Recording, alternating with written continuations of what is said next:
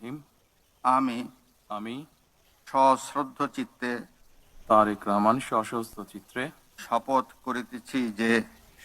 করিতেছি যে আমি আইন অনুযায়ী আইন অনুযায়ী সরকারের প্রধানমন্ত্রী পদের কর্তব্য বিশ্বস্ততার সহিত পালন করিব। আমি আমি বাংলাদেশের প্রতি অকৃত্রিম বিশ্বাস ও আনুগত্য পোষণ করিব। আমি সংবিধানের রক্ষণ, সমর্থন ও নিরাপত্তা বিধান করিব। আমি ভীতি বা অনুগ্রহ, অনুরাগ বা বিরাগের বশবর্তী না হইয়া সকলের প্রতি আইন অনুযায়ী যথাবিহিত আচরণ করিব। এবার মাননীয় প্রধানমন্ত্রীর গোপনীয়তার শপথ পাঠ পরিচালনা করার জন্য রাষ্ট্রপতি মহোদয়কে বিনীত অনুরোধ জানাচ্ছি।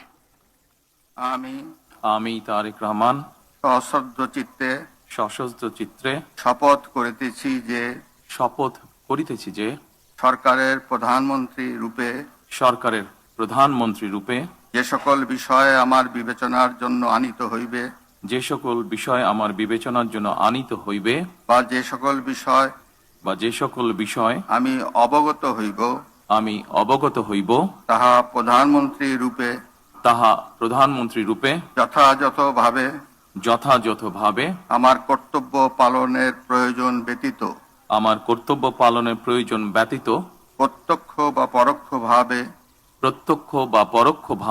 কোনো ব্যক্তিকে জ্ঞাপন করিব না